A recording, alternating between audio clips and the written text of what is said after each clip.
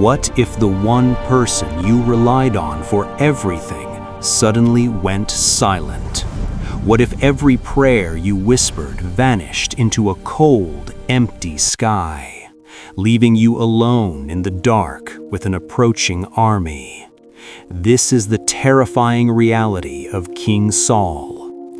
He was a man chosen by God, a king head and shoulders above the rest, but now he is a man abandoned. The prophet Samuel is dead, the Urim and Thummim are silent, and the Philistine war machine is humming at his doorstep. In his desperation, Saul will do the unthinkable. He will break the very law he swore to uphold. He will seek out a power that God has strictly forbidden. This isn't just a story of a battle. It's the story of a forbidden ritual, a ghostly encounter, and the night a king's fate was finally sealed in the shadows of Endor. The air in the Israelite camp was thick with the smell of fear and horse sweat. Saul looked out across the valley of Jezreel and saw the Philistine tents, thousands of them like a white plague across the land. His heart hammered against his ribs like a trapped bird. He had once been the spirit-filled leader of Israel, but years of pride and disobedience had carved a canyon between him and the Almighty. He had sought a word from the Lord, by dreams, by lots, by prophets, but there was only a haunting, echoing silence. Find me a woman who is a medium, one who can consult the dead. Saul himself had expelled the spiritists from the land, decreeing death to any who practiced the dark arts. But hidden in the craggy caves of Endor, one remained. A woman who lived in the silence, dancing with the shadows God had forbidden. To reach her, Saul had to strip away his royalty. He removed his crown, his fine linen, and his armor. Dressed in the rags of a commoner, he and two men slipped into the midnight mist.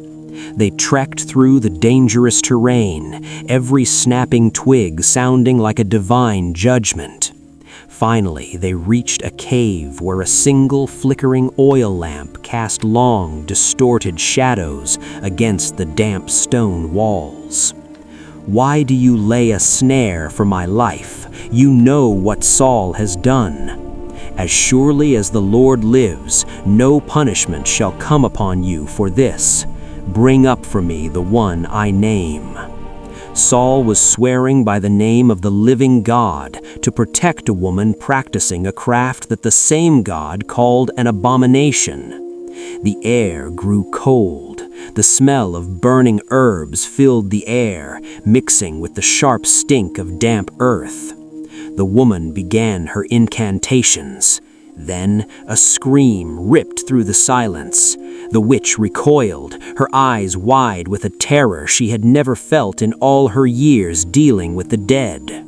Why have you deceived me? You are Saul. Do not be afraid. What do you see? I see a divine figure, an old man coming up, wrapped in a robe. Saul prostrated himself, his face hitting the cold, dirty floor of the cave. He knew that robe. He knew that presence. It was Samuel. But this was no comfort. This was a nightmare. Why have you disturbed me by bringing me up? I am in great distress. The Philistines are fighting against me, and God has departed from me. He no longer answers. The words that followed were like a hammer shattering glass. Samuel didn't offer hope. He offered a death sentence. Why ask me, since the Lord has departed from you and become your enemy? The Lord has torn the kingdom out of your hand and given it to David.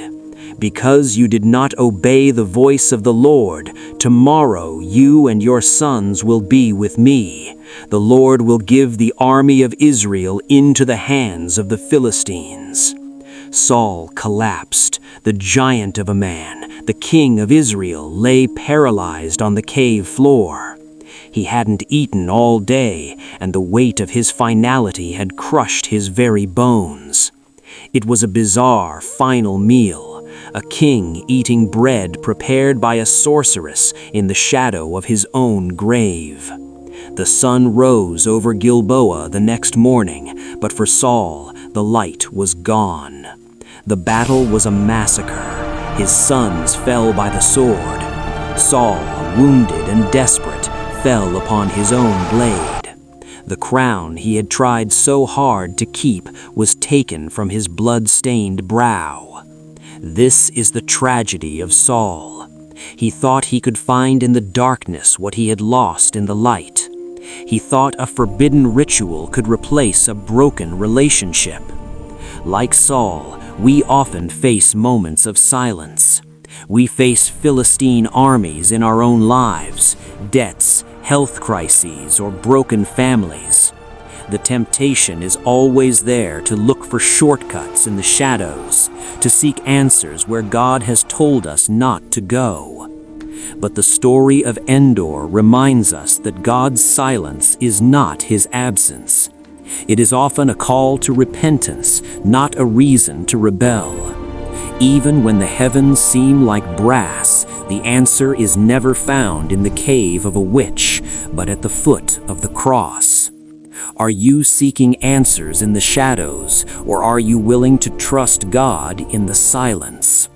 Because the same God who saw Saul in that cave sees you today, and his story for you doesn't have to end in darkness.